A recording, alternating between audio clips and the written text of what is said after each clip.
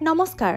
সকলোকে স্বাগতম জনাইছো অসম জ্ঞান ইনডেপথৰ এটা নতুন ভিডিঅ'লৈ আৰু আজি আপোনালোকক পুনে লৈ যাব বিচাৰিছো অসমৰ এটা ঐতিহ্যপূৰ্ণ নামঘৰ ভৰালী নামঘৰলৈ হয় আমি নগাঁৱৰ পৰা ভৰালী নামঘৰলৈ আহিছো আৰু মই ভাবিছো আপোনালোককো ভৰালী নামঘৰৰ দৰ্শন কৰাও লগতে ভৰালী নামঘৰৰ ইতিহাসটোনো কি হেয়াও আপোনালোকক জনাও এয়া ভৰালী নামঘৰৰ গেট আৰু এই গেটেদি আমি সোমাই গৈ ভৰালী নামঘৰৰ দুপিনে দুটা চৰা ঘৰ দেখিবলৈ পাওঁ এই চৰা ঘৰটো আগতে হৰাইৰ কুপনৰ সংগ্ৰহৰ কাৰণে ৰখা হৈছিল যদিও এতিয়া এটো এনেকৈ পৰি থকা দেখা গৈছে ইয়াত মানুহে প্ৰথমতে হাত ভৰি ধুৱে আৰু তাৰ পাছত ভৰালী নামঘৰলৈ সোমাই যায় এইটো হৈছে প্ৰধান নামঘৰটো কিন্তু আপোনালোকে জানেনে প্ৰথমতে প্ৰধান নামঘৰটো এইখিনিত নাছিল প্ৰধান নামঘৰটো মাটিৰে বাহেৰে নিৰ্মিত আছিল আৰু সেইটো আছিল কাহত এতিয়া মাটিৰে নিৰ্মিত নামঘৰটো ভাঙি তাৰ ঠাইত এটা পকা ঘৰ নিৰ্মাণ কৰা হৈছে প্ৰধান নামঘৰটো আগতে য'ত আছিল তালৈ মই আপোনালোকক লৈ যাম কাৰণ তাত চাকি জ্বলাব লাগিব চাকি জ্বলোৱাৰ ব্যৱস্থা তাত কৰা হৈছে তাৰ আগতে আপোনালোকক অলপমান দেখাব বিচাৰিছো যে ভৰালী নামঘৰৰ ভিতৰ চৰা কেনেকুৱা আজি ইয়াত অজস্ৰ ভক্তৰ ভিৰ হৈছে কাৰণ ভৰালী নামঘৰৰ বাবে মাঘী পূৰ্ণিমাৰ সময়খিনি অত্যন্ত মংগলজনক মানুহে ইয়াত আশীৰ্বাদ বিচাৰি মাঘী পূৰ্ণিমাৰ সময়তে আহে এয়া হৈছে ভৰালী নামঘৰৰ পুৰণি নামঘৰটো য'ত এতিয়া পকাকে বনাই দিয়া হৈছে আৰু বন্তি জ্বলোৱাৰ ব্যৱস্থা কৰা হৈছে আমি ইয়াতে বন্তি জ্বলাই ললো আৰু অলপ পাছতে মই আপোনালোকক দেখুৱাম যে ইয়াত কিমান ধুনীয়াকৈ ব্যৱস্থাবোৰ কৰি থোৱা হৈছে ইয়াতো এখন সিংহাসন ৰখা হৈছে যাতে বন্তি জ্বলাই মানুহে নিজৰ আৰু ঘৰখনৰ বাবে মংগল প্ৰাৰ্থনা কৰিব পাৰে এতিয়া মই আপোনালোকক কম ভৰালী নামঘৰৰ ইতিহাসৰ বিষয়ে প্ৰায় 200 বছৰলৈকে এই নামঘৰ ভাগ দৌল পুখুৰীত আছিল সেই সময়ত দৌল পুখুৰীৰ নাম আছিল বামগাঁও বালিসত্ৰৰ বাপুৰাম দেৱে এই নামঘৰ নিৰ্মাণৰ আগভাগ লৈছিল 1817 চনৰ পৰা 1826 চনৰ ভিতৰত হোৱা মানৰ আক্ৰমণৰ সময়ছোৱাত মানসকলে বামগাঁৱত থকা এই নামঘৰটো পুৰি ভস্ম কৰি পেলালে বামগাঁৱৰ মানুহবোৰে উপায় নাপায় বৰ্তমানৰ হাটবৰৰ ভৰালী গাঁৱলৈ গুচি আহিল আৰু নামঘৰ ভাগ এই গাঁৱতেই পাতিলে ভৰালী গাঁৱত পুনৰ নিৰ্মাণ কৰাৰ বাবে এই নামঘৰ ভাগৰ নাম পৰিল ভৰালী নামঘৰ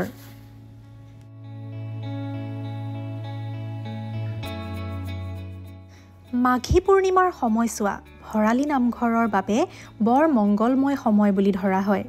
অজস্ৰ মানুহে দৰ্শনৰ কাৰণে এই সময়ছোৱাকেই বাছি লয় ডবা আৰু বৰকাহৰ শব্দ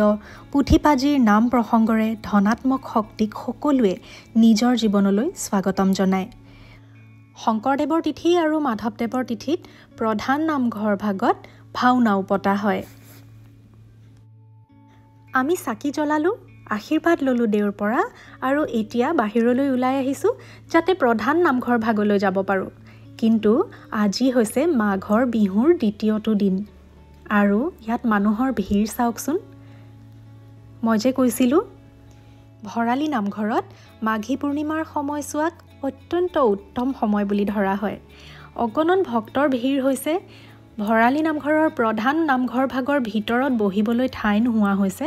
আৰু সেইবাবে বাহিৰত এনেকৈ সকলোৱে নিজৰ নিজৰ আসন বিচাৰি গ্ৰহণ কৰিছে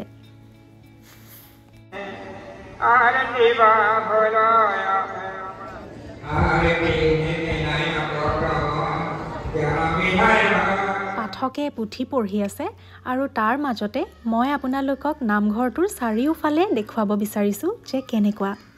ইয়াৰ পৰা মই আপোনালোকক দেখুৱাম পাঠকজনকো কিন্তু পাছফালৰ পৰাহে মই ল'ব পাৰিলো দেই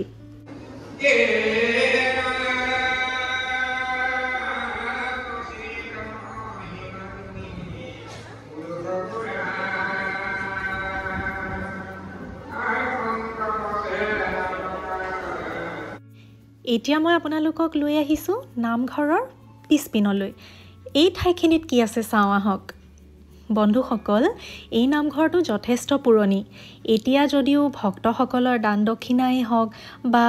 অন্যান্য কোনো কাৰণতেই হওক নামঘৰ ভাগ বৰ ধুনীয়াকৈ সাজি উলিওৱা হৈছে এই নামঘৰ ভাগ এনেকুৱা আগতে নাছিল মই আপোনালোকক পুনে পুনে লৈ যাব বিচাৰিছো নামঘৰৰ পিছফালৰ গোটেই জেগাখিনি দেখুৱাম বুলি ভাবিছো এই যে হালধীয়া ঘৰটো দেখিছে তাত আজিকালি শৰাইৰ কুপন সংগ্ৰহ কৰা হয় মানুহে ইয়াত শৰাই দিবলৈ আহে আৰু তাৰ কুপনসমূহ ইয়াৰ পৰা সংগ্ৰহ কৰে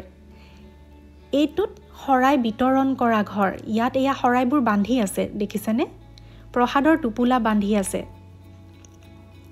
মানুহে কুপন লব আৰু যিমানখন কুপন লব সিমানখন শৰাই পাব এই যে দেউজন দেখিছে মই ইয়ালৈ প্ৰথমবাৰ যেতিয়া আহিছিলো তেতিয়া মই বহুত সৰু আছিলো তেতিয়াৰ পৰাই মই তেখেতক ইয়াত দেখি আহিছো আৰু তেওঁ আজিলৈকে একেটা চেহেৰাৰেই আছে নামঘৰৰ ভিতৰ চোৱাও বৰ আহল বহল আৰু আমি গৈ দেখিবলৈ পালো যে ভিতৰত বহুতে পিকনিকো কৰি আছে এয়া চাও বনভোজ খাইছে ইয়াত খুব ধুনীয়া এটা পৰিবেশ আজিকালি নামঘৰটোত বৰ ধুনীয়াকৈ পিছপিনলৈ ভক্তসকলৰ সুবিধা হোৱাকৈ প্ৰসাৱগাৰৰ ব্যৱস্থাও কৰা হৈছে ইয়াতো মানুহে পিকনিক কৰি আছিল কিন্তু মই আপোনালোকক দেখুৱাব বিচাৰিছো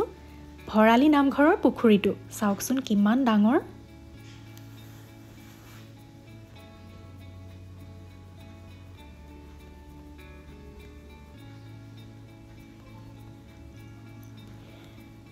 আমি পুনৰ নামঘৰলৈ ঘূৰি যাওঁ বলক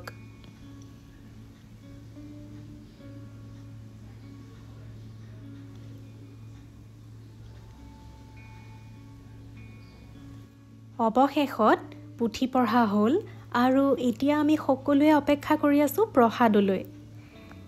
কলপাতত প্ৰসাদো দিলে আমি প্ৰসাদ খালো আৰু কলপাতবোৰ পেলাইও দিলো কিন্তু তাৰ পাছত গম পাইছো যে আজি হেনো ভৰালি নামঘৰত ভোগো দিছিল আৰু এনেকুৱা প্লেটৰ ব্যৱস্থা কৰা হৈছিল এয়া খিচিৰি দিয়ে ভোগত তেওঁলোকে